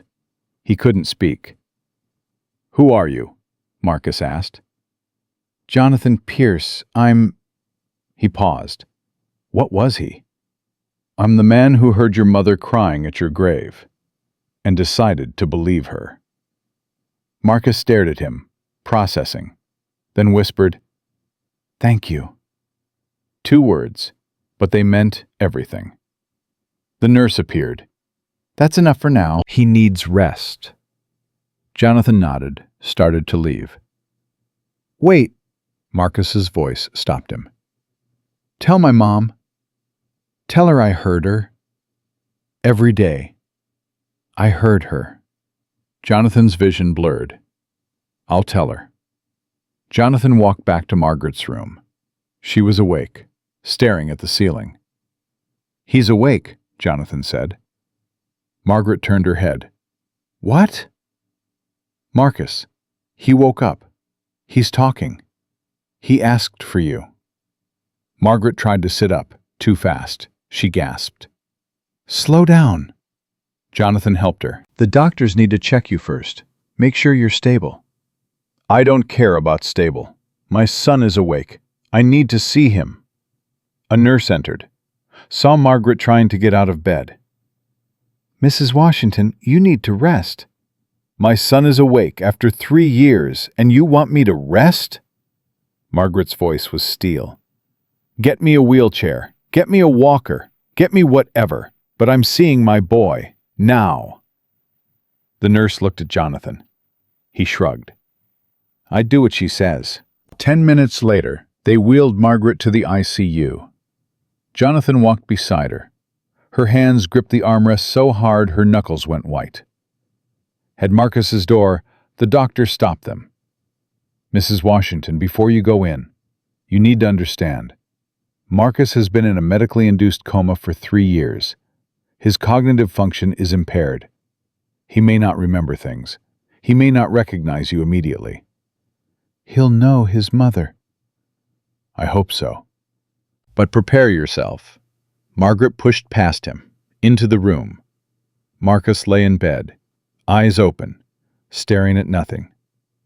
"Marcus?" He turned his head, slowly, like it took all his strength. Saw her. His face crumpled. "Mama?" Margaret started crying. She tried to stand from the wheelchair. Couldn't. Reached out instead. Marcus lifted his hand, shaking, weak from years of disuse. Their fingers touched. You're real, Marcus whispered. I thought I dreamed you. All those times I heard you. I thought I was making it up. I'm real, baby. I'm here. I never left. They told you I died. I didn't believe them, not for 1 second. Marcus's tears fell freely now. 3 years. They took 3 years. I know, baby. But you're back now. You're back, and we're going to... Her voice broke. We're going to be okay. Jonathan stepped out, gave them privacy. In the hallway, he leaned against the wall, tried to breathe. Williams appeared. How's the reunion? Good. Hard, but good. I have news. Robert Chen woke up an hour ago. His daughter's with him now. That's 6 patients awake out of 7. What about the 7th? Williams's face went dark. Evelyn Price, 78. She didn't make it. Her organs shut down during transport. Too much damage from the sedatives. Jonathan's hands clenched. Diane killed her. Yes, and we're adding murder charges. But there's something else. Williams pulled out his phone, showed Jonathan a photo. This is patient number 8, found in a different facility. Same setup, same scheme. 8? I thought there were 7 in the basement. There were, but FBI raided one of the other nursing homes DeMarco mentioned. Found 3 more patients. This one, he pointed at the photo. A white man, early 60s. Do you recognize him? Jonathan studied the picture. No, should I? That's Judge Raymond Fletcher, federal judge. Disappeared 2 years ago. Everyone thought he retired to Florida. Turns out Diane and Mitchell had him sedated in a facility in Gary, Indiana. Jonathan's stomach dropped. A federal judge? He presided over a case involving nursing home fraud back in 2022. Was about to rule against a major corporation. Then he vanished. Case got reassigned. New judge ruled in favor of the corporation. This goes higher than we thought. Way higher. FBI is bringing in white-collar crime division. Public corruption unit. This isn't just elder abuse anymore. It's interstate conspiracy. Political corruption. Possibly RICO. Jonathan's phone buzzed. James Turner. I'm at the county jail. Diane's asking to talk to you. Why would she want to talk to me? She says she has information about other victims, other facilities, but she'll only talk to you. No cops, no FBI. Jonathan looked at Williams. Diane wants to meet. Absolutely not. She's trying to manipulate you. What if she really does have information about other victims? Then she can tell federal prosecutors. She won't. You know she won't. She wants leverage. Control. Williams grabbed his arm. Jonathan, this woman tried to kill you. Tried to kill Margaret and Marcus. She doesn't get to negotiate. I'm not negotiating. I'm listening. Jonathan pulled free. If there are more people out there, more patients trapped in basements, I have to try. Williams cursed. Fine, but I'm coming with you. And you're wearing a wire. At the county jail, they made Jonathan wait 40 minutes. Security checks, paperwork, more waiting. Finally, they led him to a small room. Table, 2 chairs, camera in the corner. Diane sat across from him. Prison orange instead of her white coat. Hair unwashed, no makeup. But her eyes were sharp. Mr. Pierce, thank you for coming. Jonathan didn't sit. You have 5 minutes. Sit down. 4 minutes now. Diane's jaw tightened. I can give you names, locations. 63 patients across 5 states. All alive. All waiting to be found. Tell the FBI. I want immunity first. Jonathan laughed. Cold. You murdered Evelyn Price. You tried to murder 8 others. You stole $4 million. You really think you're getting immunity? I didn't murder anyone. Carl gave the orders. You just what? Follow them? That's not a defense. Diane leaned forward. You think Carl and I did this alone? You think we had the power to silence state inspections? Bury police reports? Make federal judges disappear? Then give us the names, everyone involved. I want immunity. Full immunity. Witness protection. New identity. Or I give you nothing. People are dying while you negotiate. Then you better convince federal prosecutors to give me what I want. Diane smiled. Thin, vicious. Because those 63 patients? They're running out of time. Some of them have been sedated for 5 years, 6 years. Their organs are failing. Every day you waste, more of them die. Jonathan's hands shook. He wanted to grab her, shake her, make her tell him everything. Instead, he stood. You're not getting immunity. You're not getting witness protection. You're going to rot in prison for the rest of your life. Then those 63 people rot too. Jonathan walked to the door, knocked. Wait! Diane's voice cracked. Wait, please! He turned. Her mask was slipping. Fear underneath. I didn't want this. Carl, he convinced me. Said it was just borrowing. Said the patients didn't have family. No one would miss them. We'd give them good care. They'd die naturally eventually. We'd just benefit from their assets in the meantime. And Marcus Washington? He had family. Margaret never stopped looking. Carl said she was senile, that she'd forget, move on. But she didn't. No. Diane's hands twisted together. She didn't, and I panicked. Increased her sedatives. Thought if she was confused enough, no one would believe her. You tried to destroy her mind. I was trying to protect us. Everything we built. 20 years of work. 20 years of murder. Diane flinched. Jonathan leaned against the door. Here's what's going to happen. You're going to tell federal prosecutors everything. Every name, every location, every victim. And maybe they'll recommend a lighter sentence. Not immunity, not freedom. But maybe you die in prison instead of death row. That's not enough. It's all you're getting. He knocked again. Guard opened the door. As Jonathan walked out, Diane called after him. Carl kept records, insurance policy, names of everyone involved. Politicians, judges, police. He hid them somewhere. If anything happened to us, they'd be released. Jonathan stopped. Where? I don't know. He never told me. But they exist. And when the people on those lists find out Carl's in custody? She smiled again, ugly. They're going to do everything they can to make sure he never talks. Outside the jail, Williams was waiting. Did you get anything?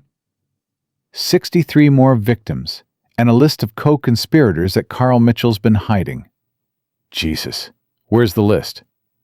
She doesn't know, but she thinks powerful people are going to try to kill Carl before he can reveal it. Williams grabbed his radio. We need to move Mitchell. Maximum security. Full protection. Now. But his radio crackled back. Detective Williams, we have a situation. Dr. Mitchell's transport was ambushed 20 minutes ago. Williams went pale. What? 2 vehicles. Automatic weapons. 3 officers down. Mitchell's gone. Jonathan's blood went cold. They took him? We're not sure. Could be a rescue, could be a hit. Either way, he's in the wind. Williams started running for his car. Jonathan followed. Where are we going? Mitchell's house. If he hid records, that's where they'd be. They arrived to find FBI already there. Crime scene tape. Agents searching. Sarah Reeves met them at the door. House was tossed. Professional job. Every drawer emptied. Every floorboard pulled up. Computer hard drives smashed. Did they find the records? If they did, they took them. Place is clean. Williams cursed. So whoever has Mitchell also has the evidence. Maybe, or maybe Mitchell never had it. Maybe Diane was lying. Jonathan's phone rang. Unknown number. He answered. Heavy breathing. Then, Mr. Pierce? Who is this? Carl Mitchell. I need your help. Jonathan's hand tightened on the phone. Williams grabbed his arm, mouthed, Keep him talking. Where are you? Warehouse, South Side. They took me, but I escaped. They're hunting me. Please, I'll give you everything. All the names, all the evidence. Just help me. Where exactly? Old steel mill, off 95th Street. Hurry, they're coming back. The call ended. Williams was already on his radio. All units, South Side, old steel mill. Suspect on the run. Possible hostiles in pursuit. Sarah grabbed Jonathan's arm.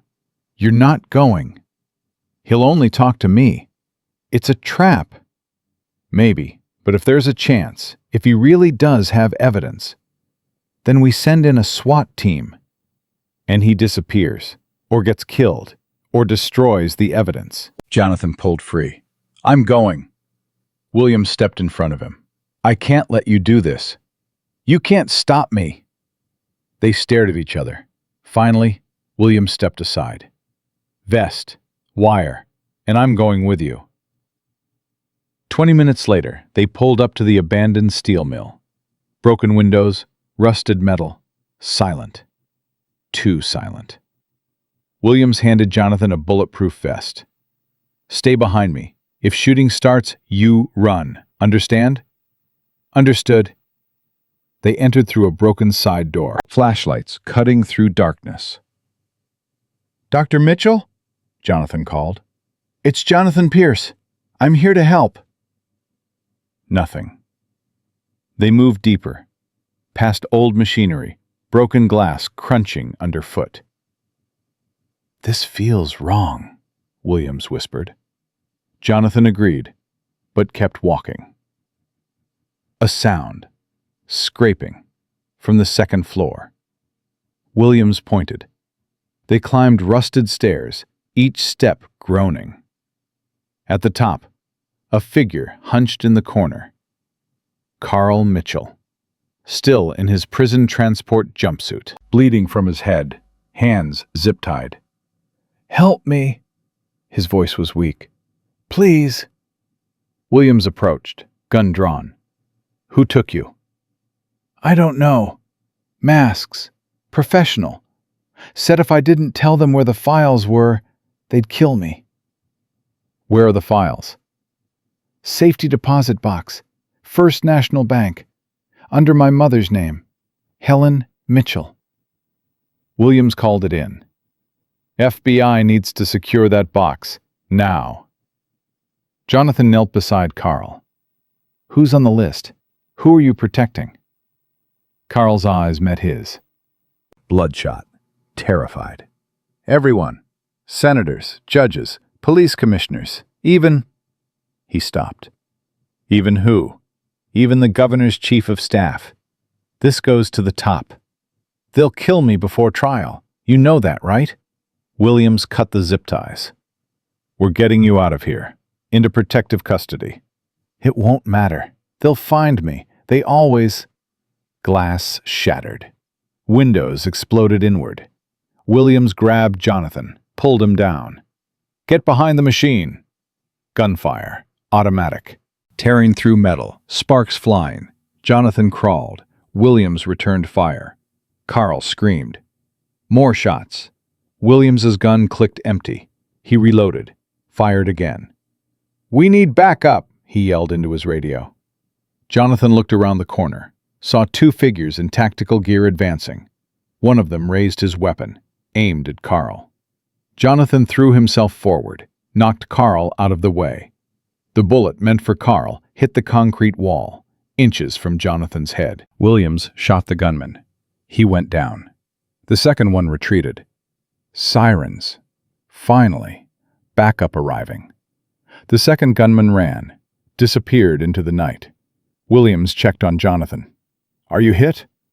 "No, I'm okay." He wasn't. His hands shook.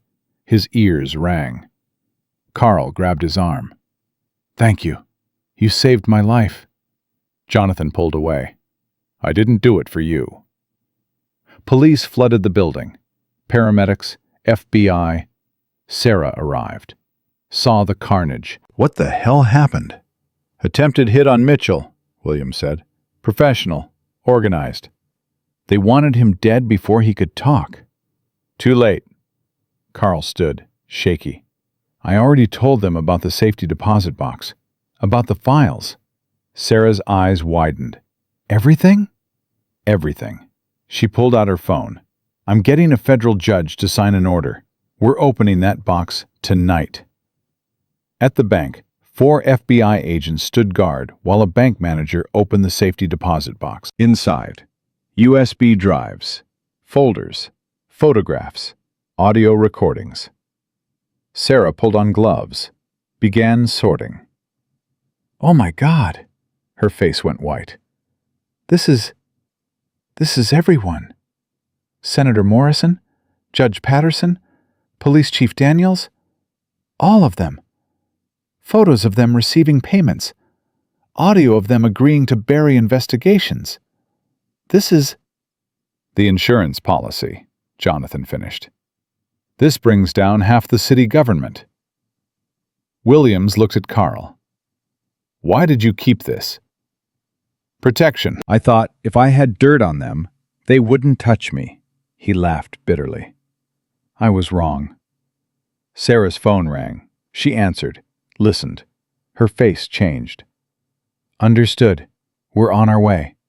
She hung up. That was Northwestern Hospital. Margaret Washington collapsed. She's in critical condition. Jonathan's heart stopped. "What?" "They think it's a stroke. Stress from the reunion with Marcus. Her body couldn't handle it." Jonathan ran. Didn't wait for Williams. Just ran to the car. At the hospital, Marcus was in the hallway, in a wheelchair, crying. "She woke up. We were talking. She was smiling. Then she just collapsed, started seizing. They rushed her to emergency surgery." Jonathan knelt beside him. "Where is she now?" "Operating room. They're trying to relieve pressure on her brain. The doctor said..." His voice broke. "He said she might not make it." No, she didn't survive this long to die now." "What if..." Marcus couldn't finish. Jonathan grabbed his shoulders. "Your mother is the strongest person I've ever met. She fought Diane Foster. She fought an entire corrupt system. She fought for 3 years when everyone said you were dead. You think a stroke is going to stop her?" Marcus wiped his eyes. "You really believe that?" "Yes, because I've seen her fight, and she doesn't lose." They waited. Marcus in his wheelchair, Jonathan pacing, Williams and Sarah arriving, Grace showing up with coffee. 2 hours passed. Finally, a surgeon appeared, scrubs covered in blood, exhausted. "Family of Margaret Washington?" They all stood. "She's alive. Surgery was successful. We relieved the cranial pressure, but she's in a coma now. The next 24 hours are critical." "Can I see her?" Marcus's voice was small. "Soon. She's in recovery. Give us an hour." The surgeon left. Marcus put his head in his hands. "I just got her back. I can't lose her. Not now." Jonathan sat beside him. "You won't." "How do you know?" "Because she's not done yet. Neither are you. You're going to recover.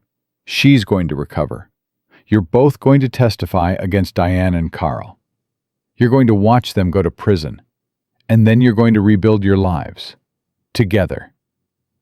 Marcus looked at him. "You sound sure." "I am." "Why?" Jonathan thought about Miss Rosa, about the question he never asked. The fight he never fought. Because this time the good guys win. We don't always, but this time we do. An hour later, they wheeled Marcus into Margaret's room. She lay still. Breathing tube. Monitors beeping. Bandages wrapped around her head. Marcus took her hand. "Mama, I'm here. I'm right here. You can't leave me. Not after everything. Not after you saved me." His tears fell on her hand. "Please wake up. Please." The monitor beeped. Steady. Constant.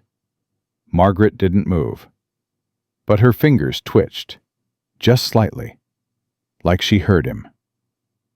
Marcus didn't leave Margaret's side for 3 days. Slept in the wheelchair beside her bed. Ate when nurses forced him. Spoke to her constantly. "Remember when I was 7? You worked double shifts so I could go to summer camp. I hated you for it. Thought you were sending me away." His voice was rough from talking. "I didn't understand you were sacrificing, giving me something you never had." The monitors beeped. Margaret didn't respond. Jonathan brought coffee. Marcus didn't drink it. "You should rest," Jonathan said. "I rested for 3 years. Her turn now."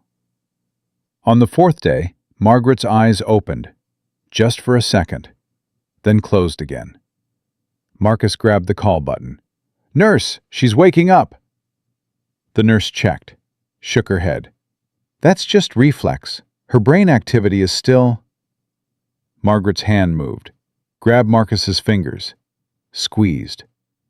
The nurse's eyes went wide. "Get the doctor, now!" 10 minutes later, Margaret opened her eyes again. This time they focused. On Marcus. Her mouth moved. No sound came out. The breathing tube prevented speech. "Don't talk," Marcus said, crying. "You're okay. You're going to be okay." Margaret squeezed his hand harder.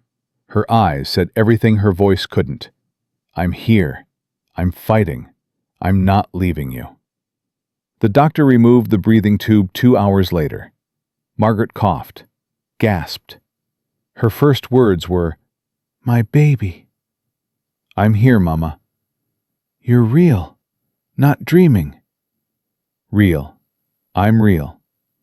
She cried. He cried. The nurses cried. Jonathan stepped out, gave them privacy. In the hallway, Williams was waiting. "Margaret's awake?" "Yes, talking. Strong." "Good, because the trial starts in 3 days. Federal prosecutors want her testimony." "She just woke up from a stroke." "I know, but Diane's lawyers are already filing motions, trying to suppress evidence, claim the raid was illegal. If we don't move fast, they'll find a technicality and walk." Jonathan's hands clenched. "That's not happening." "Then Margaret needs to testify, and Marcus, and the other victims." "They will." Williams handed him a folder. "This is the full list from Carl's safety deposit box. Names of everyone involved." Jonathan opened it, started reading. Senator James Morrison, Judge Patricia Lawson, Police Chief Richard Daniels, Councilman DeMarco. He kept reading, then stopped. One name made his blood freeze. Thomas Bradley, CEO of Bradley Healthcare Corporation, the same corporation that owned the nursing home where Miss Rosa died. "This can't be right." Williams looked over his shoulder. "You know him?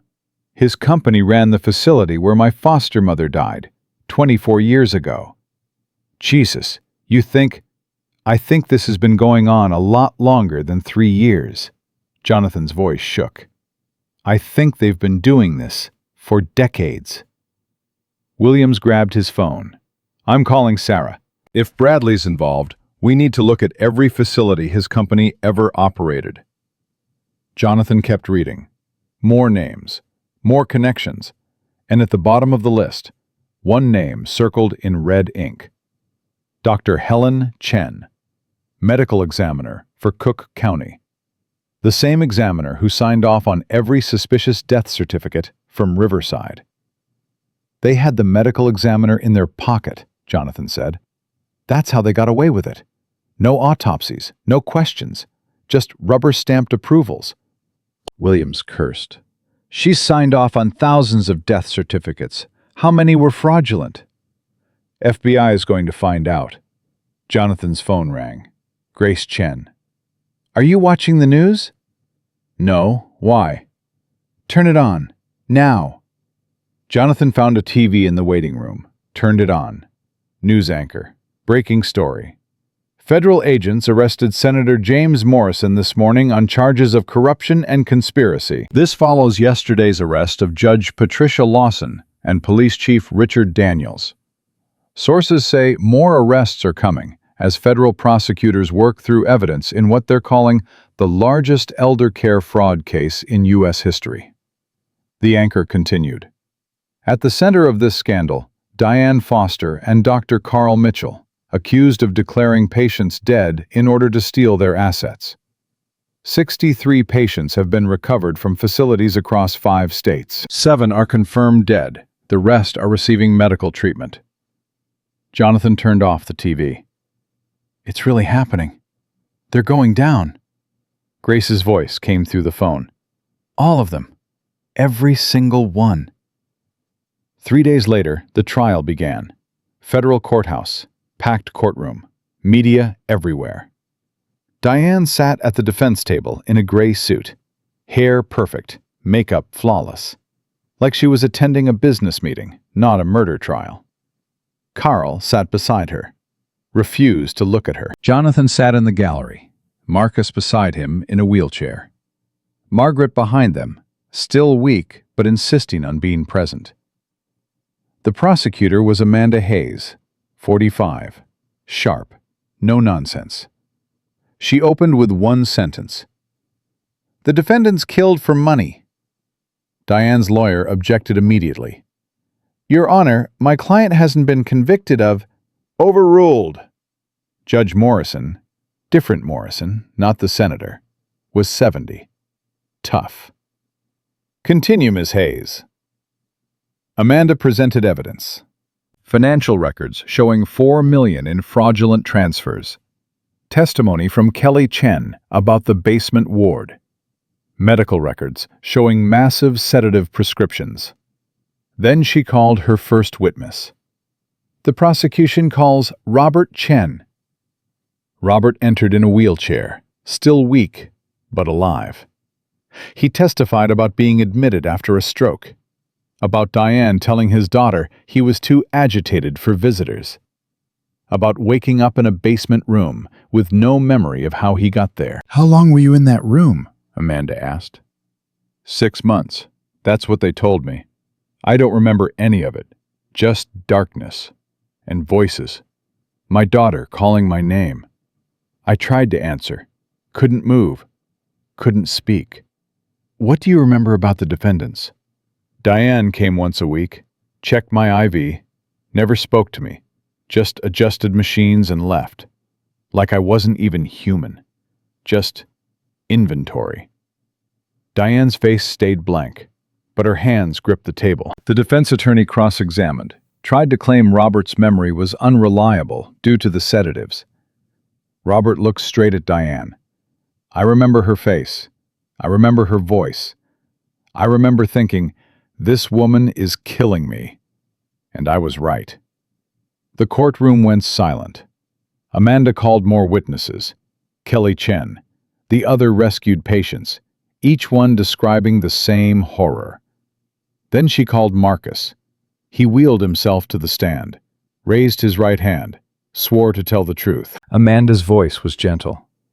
Marcus, can you tell us what you remember from the past 3 years? Not much. Darkness mostly. But I remember sounds, voices, my mother begging to see me, Diane telling her I was dead. His voice broke. I tried to scream, tell her I was alive. My body wouldn't work. The drugs were too strong. Did you ever consent to being sedated? No. I had a workplace accident, head injury. I went into a coma. When I woke up, When they finally let me wake up, 3 years were gone. Do you know why they kept you sedated? My life insurance. $500,000. My mother was the beneficiary. If I died, the money went to her. But if she was declared incompetent and I died, Riverside could claim it for unpaid care costs.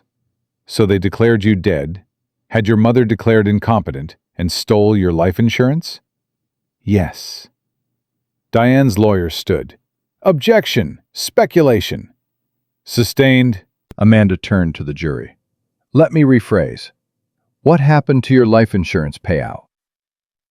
Diane Foster collected it. The entire amount. And what happened to your mother's house? Taken by Riverside, for care costs my mother never agreed to. Marcus looked directly at Diane. You stole 3 years of my life. You tried to destroy my mother's mind. You took everything we had. For money. Diane's lawyer tried to rehabilitate. Miss Washington, isn't it true you were in a legitimate coma following your accident? At first, yes, for maybe 3 weeks. Then my brain activity improved. Doctors recommended starting to bring me out of sedation. Instead, Diane ordered more drugs, kept me under. How do you know that? Because I heard them talking. Dr. Mitchell arguing with another doctor. Mitchell saying, "The family's taken care of. Keep him sedated." I heard everything. I just couldn't respond. The defense attorney sat down. No more questions. Then Amanda called Margaret. She walked to the stand slowly. No wheelchair. Determination on her face. Mrs. Washington, when did you first suspect your son was still alive? The day they told me he died. I didn't feel it. A mother knows. People thought I was crazy. Maybe I was. But I was right. What did you do? Went to his grave every day. Talked to him. Listened. One day, I thought I heard him answer. What did you hear? At first I thought it was my imagination. Grief. But then I realized I was hearing him through the nursing home walls. From the basement. His voice. Calling for me. Diane's lawyer objected.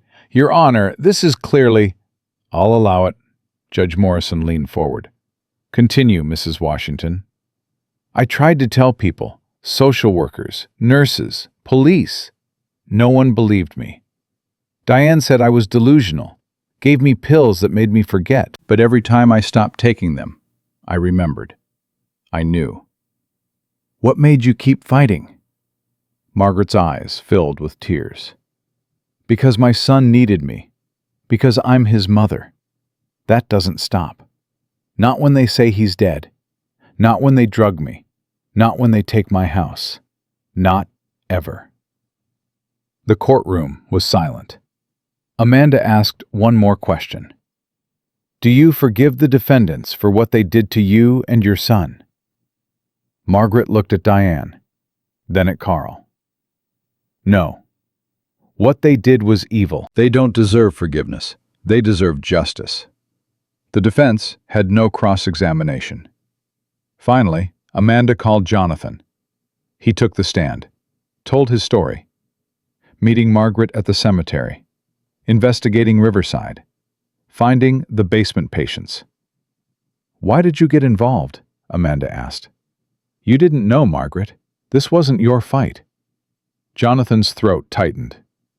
24 years ago, my foster mother died in a nursing home. They said heart attack. I believed them. I was 18. Powerless. I didn't ask questions, didn't investigate, just accepted it. He paused. I found out last week that the nursing home was owned by Thomas Bradley, the same man on Carl Mitchell's list, the same network. I think my foster mother was murdered, just like Evelyn Price, just like how many others. Objection! Diane's lawyer jumped up. This is speculation and prejudicial. Sustained. Mr. Pierce, stick to the current case. Jonathan nodded. When I heard Margaret crying at her son's grave, I had a choice. Walk away like I did 24 years ago, or fight. I chose to fight. Why? Because someone has to. Because the system failed these people. Because if we don't stand up for the powerless, who will?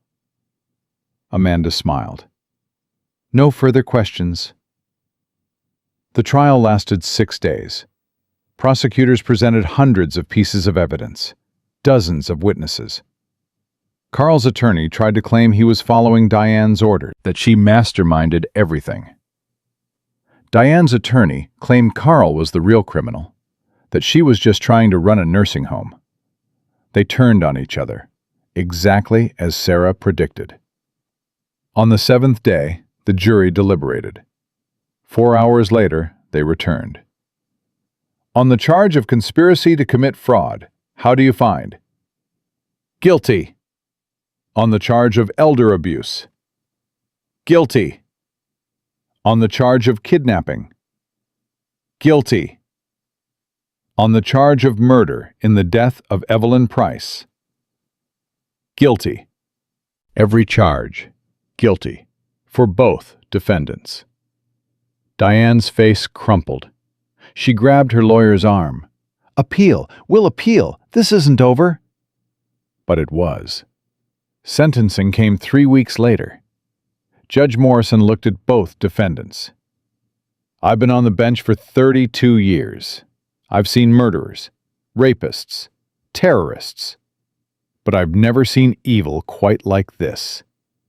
You targeted the most vulnerable, the elderly, the sick, people who trusted you with their lives. And you killed them for money. Diane tried to speak. The judge cut her off. Diane Foster, I sentence you to life in prison without possibility of parole. Diane screamed. Guards had to restrain her. Dr. Carl Mitchell, I sentence you to life in prison without possibility of parole. Carl just sat there, broken. Furthermore, the judge continued, I'm ordering full restitution to all victims' families. Every asset you own, every dollar you stole, returned. The gallery erupted in applause. Margaret grabbed Jonathan's hand, squeezed.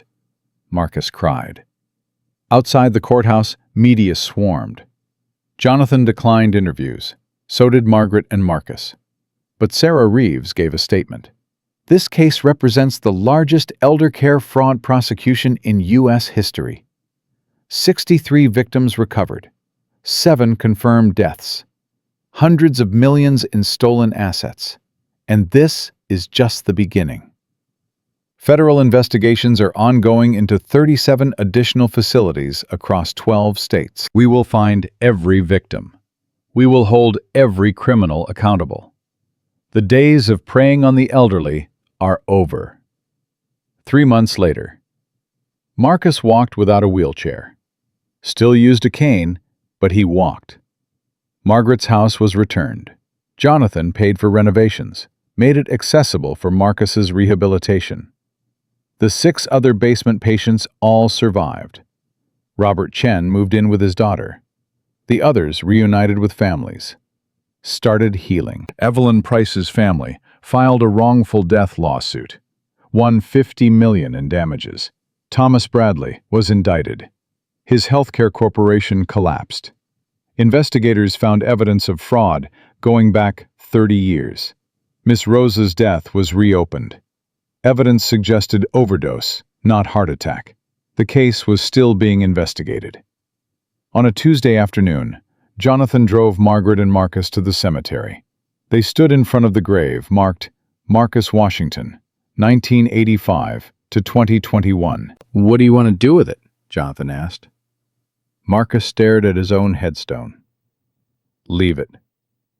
Why? Reminder of what they tried to do, of what we survived. Margaret knelt, touched the cold marble.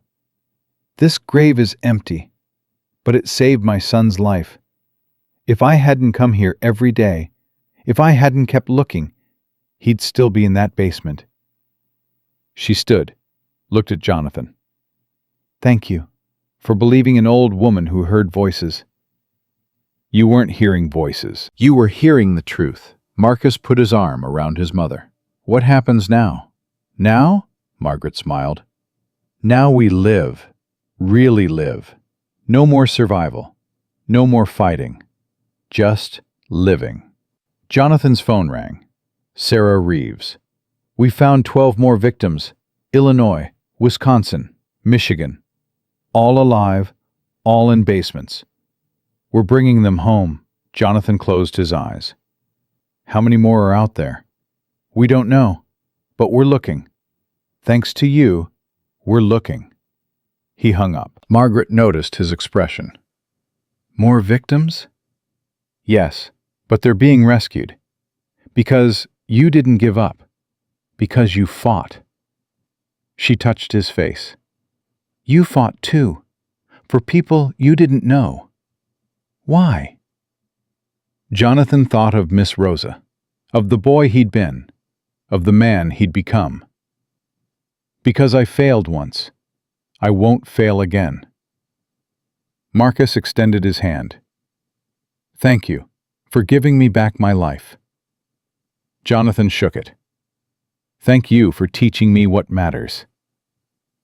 They walked back to the car together. Margaret between her son and the man who'd saved them both. At the car, Marcus turned back, looked at his empty grave one more time. You know what's funny? They tried to bury me, literally, tried to erase me, take everything. But they failed, Margaret said. No, Marcus smiled. They failed because you never gave up. Because even when the world said I was gone, you knew better. A mother always knows. 6 months later, Jonathan established the Rosa Washington Foundation, named for both his foster mother and Margaret, dedicated to investigating suspicious nursing home deaths and protecting elderly patients. Grace Chen left social services to run it full-time. Kelly Chen became the foundation's director of medical oversight. Williams retired from Chicago PD, joined as head of investigations. James Turner signed on as lead investigator. Together, they'd rescued over 200 victims in the first year. On the one-year anniversary of the Riverside raid, they held a ceremony. All the survivors attended, all the families who'd lost loved ones. Margaret spoke. My son was dead for 3 years. Except he wasn't. He was alive, trapped, waiting. And I was crazy for believing it. She paused. But here's what I learned. Sometimes the crazy ones are the only ones telling the truth. Sometimes you have to believe the impossible. Sometimes you have to fight when everyone says stop. Because love doesn't die. Truth doesn't die. And family never gives up. The crowd applauded. Marcus stood beside her, walking without a cane now, stronger every day. Jonathan stood in the back, watching. Sarah appeared beside him. You did this. All of this. Margaret did this. Marcus did this. All those families who refused to accept the lies. But you started it. One conversation at a cemetery. Jonathan thought back to that October morning. Margaret crying beside an empty grave. Him walking over when he should have walked away. I almost didn't stop, he admitted. Almost kept walking. But you didn't. No, and that made all the difference. The ceremony ended. People mingled, shared stories, cried, laughed, healed.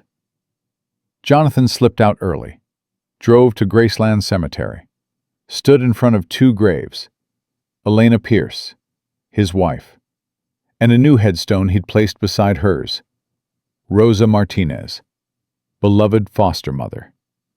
Justice finally served. I'm sorry I didn't fight for you then, he whispered. But I'm fighting for you now. Every victim we save, every criminal we catch, that's for you. Footsteps behind him, Margaret and Marcus. "We thought you might be here," Margaret said. They stood together. 3 people bound by loss, by survival, by the choice to fight.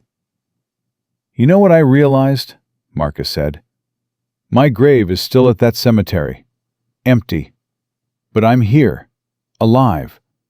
That empty grave doesn't define me anymore. I do." "Same with Miss Rosa," Jonathan said. "She's gone. But what she taught me, love, sacrifice, fighting for what's right, that's alive. That's what matters." Margaret linked arms with both of them. "We're family now. Not by blood, but by choice, by battle, by the scars we earned fighting for each other." They walked back to the car. Behind them, 2 graves, one empty, one finally at peace. Ahead of them, a life reclaimed. The sun was setting, long shadows across the headstones. But for 3 survivors, the darkness had ended. Jonathan looked back one more time, not at the graves, at the path they'd walked. From that first conversation beside Marcus's empty grave to this moment. From silence to truth. From death to life. From giving up to fighting back.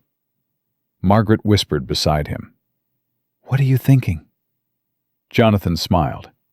"I'm thinking that evil only wins when good people walk away. And we didn't walk away."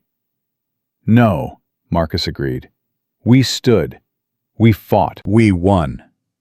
And somewhere in the gathering dusk, in nursing homes across the country, other families were asking questions, refusing to accept the lies, standing up for their loved ones. Because of one old woman who wouldn't believe her son was dead. Because of one millionaire who stopped to listen. Because sometimes the truth is whispered at a graveside, and sometimes love refuses to let go. Margaret Washington never stopped believing her son was alive. She was right. And because she was right, hundreds of others lived. That's not just a story about justice. It's a story about the unbreakable bond between a mother and her son. It's a story about choosing to fight when fighting seems impossible. It's a story that proves one voice, one person, one act of courage can change everything. Diane Foster and Dr. Carl Mitchell are serving life sentences in separate maximum security prisons. 63 patients were rescued alive. Over 200 more have been found since. The Rosa Washington Foundation continues its work. And on a quiet street in Chicago, Margaret Washington lives in her reclaimed home with her son, Marcus, who walks a little stronger every day. They have dinner every Sunday with Jonathan Pierce, who finally understands what family really means. Not the family you're born into, the family you fight for, the family you choose, the family you refuse to lose.